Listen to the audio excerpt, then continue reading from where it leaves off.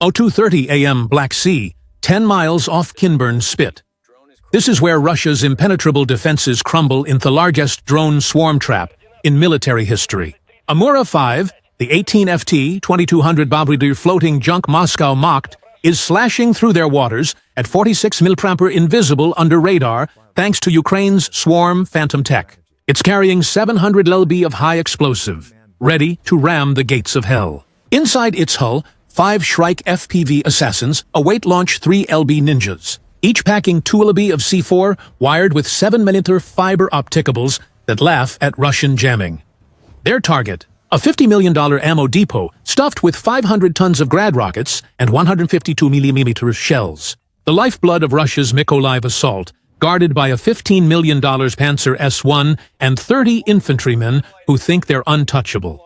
Fatal arrogance.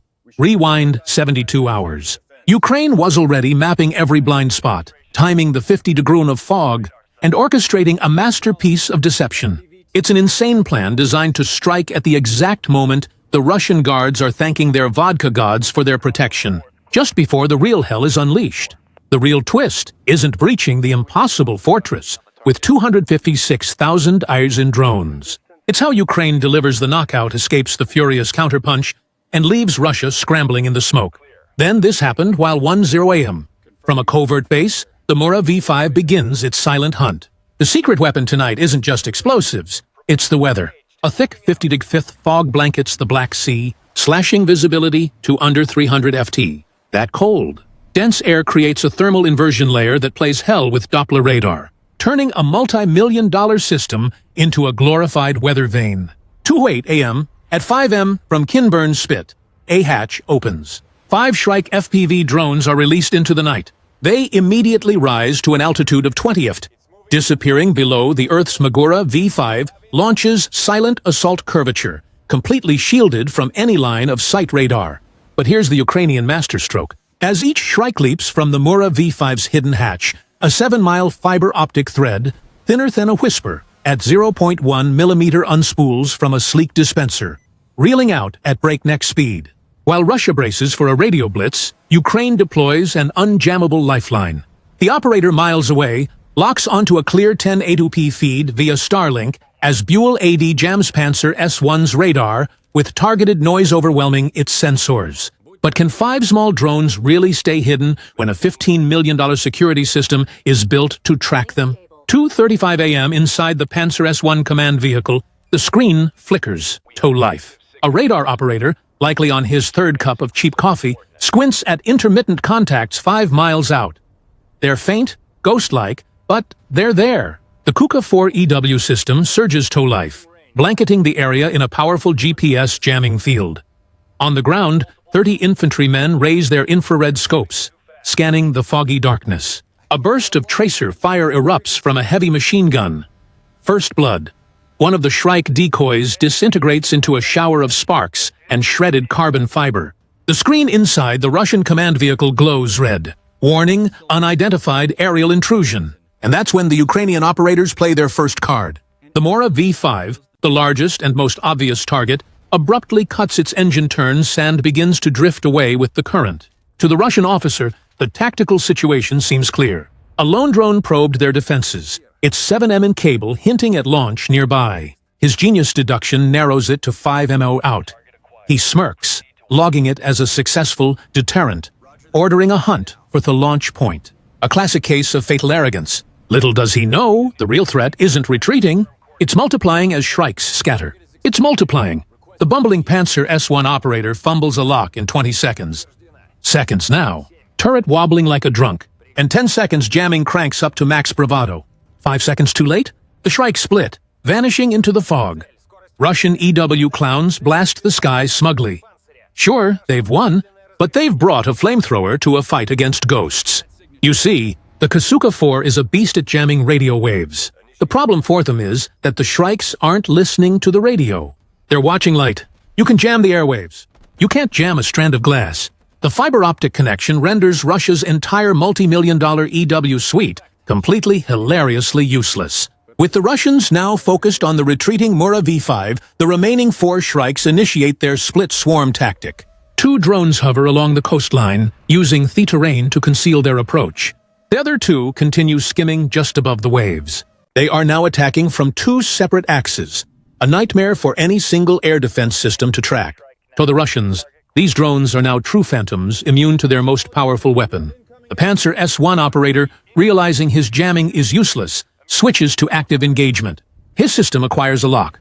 A stream of 30mm cannon fire rips through the night, and a second Shrike is blown out of the air. The Russian infantry, emboldened, joins the fight.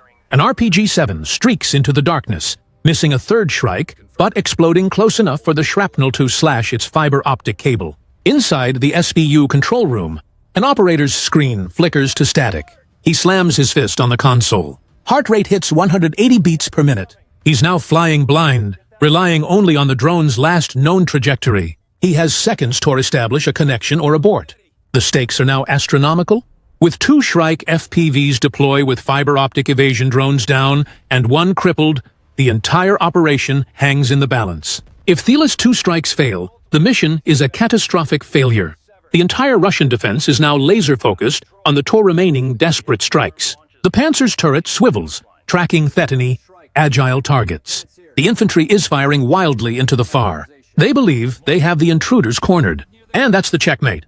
3 me out. Their treating Mura V5 comes back to life. Its engine reignites. Silent mode off. Full throttle on. It's no longer a ghost.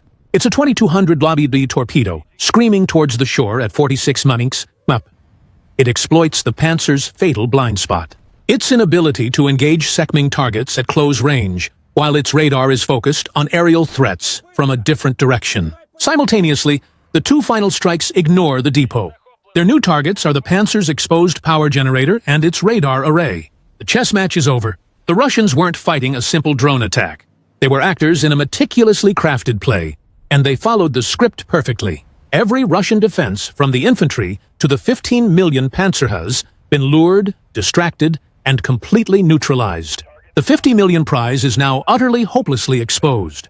The order comes from Kiev cold and clear execute. The two remaining Shrikes become twin lances of fire, screaming towards their targets. There's no hesitation, no last-second correction.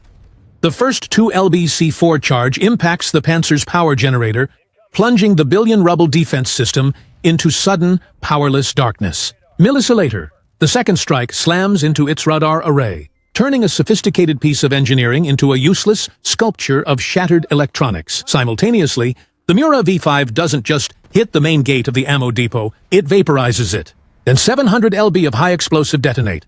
Kinburn Spit doesn't just hear a boom, it feels a heartbeat from hell. But the real destruction isn't just one explosion. It's a symphony of calculated physics unfolding in microseconds. First, the breach. The Magora's warhead is designed not just to explode, but to puncture. It yars through the depot's 3FFT thick reinforced concrete walls like a hot knife through butter, delivering its explosive payload deep inside the structure. Second, the ignition. The primary blast creates a 5,000 psi shockwave. This pressure wave doesn't just knock things over. It rips the 150 mm artillery shells and Grad rockets from their storage racks, tossing them into the air like toys inside a superheated pressure cooker. Third, the cook-off. That's when 500 tons of Russian munitions decide to join the party. The initial blast ignites the rocket propellant, triggering a chain reaction of secondary explosions that reaches 2,000 degrees. The depot doesn't just blow up. It turns itself inside out, consuming 80% of its structure in a self-sustaining fireball. And the final insult, the sheer electromagnetic pulse from the detonation, fries the delicate microelectronics inside the nearby Kasuka 4 and any surviving components of the Panzer. They weren't just destroyed, they were lobotomized. The result is a fireworks show that costs Russia $50 million to produce, all for an audience of one very satisfied Ukrainian command center. In the immediate aftermath, hell has a new address on the Kinburn Spit. The numbers are staggering. $500 tons of ammunition gone. Of 50 Russians detect misfire wildly million hole in the Russian budget, covering both the munitions and the destroyed infrastructure. On the ground, chaos reigns. Russian soldiers, blinded and deafened, scramble in the darkness, illuminated only by the towering inferno that was once their impenetrable fortress. Emergency vehicles are gridlocked, their paths blocked by debris and panic. Hours later, NATO satellites confirmed the kill. The once glowing thermal signature of the active depot is gone, replaced by a 450 FFT wide crater, a permanent black eye on the landscape located at the exact coordinates provided by Ukrainian intelligence. But the real damage isn't measured in dollars or craters. It's measured in strategic paralysis. Overnight, Russia loses command of the Mykolaiv logistics pipeline. The Black Sea Fleet primary source of naval and artillery ammunition for the entire sector is frozen solid. Their ability to sustain offensive operations is crippled. This wasn't just a tactical strike. It was a strategic decapitation. This Kinburn masterpiece isn't Ukraine's first drone rodeo. Take the two ops raid on September 9th, 2025.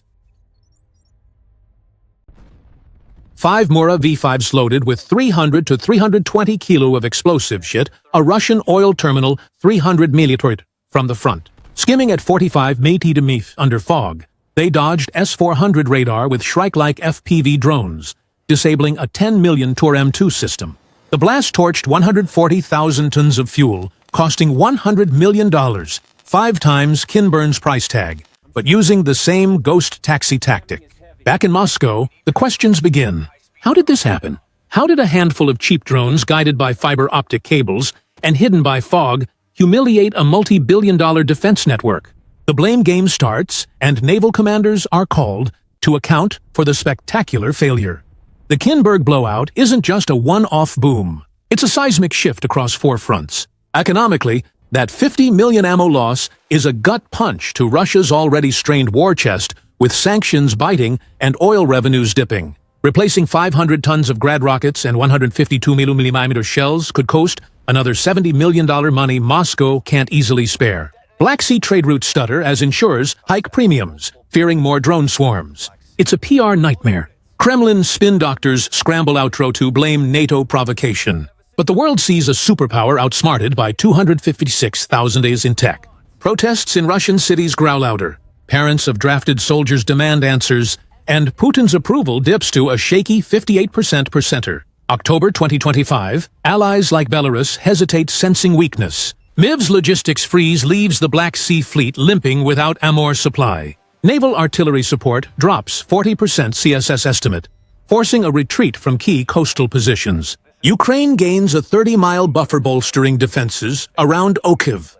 Russian generals face court-martials. Their impenetrable Panzer S-1 now a laughingstock. Psychologically, it's chaos. Russian troops on the ground, once cocky, now jump at shadows. Drone paranoia spikes with 15% reporting sleep loss. Morale crater sharder than the depot, and desertion stick up 10% along the front. For Ukraine, it's a morale booster.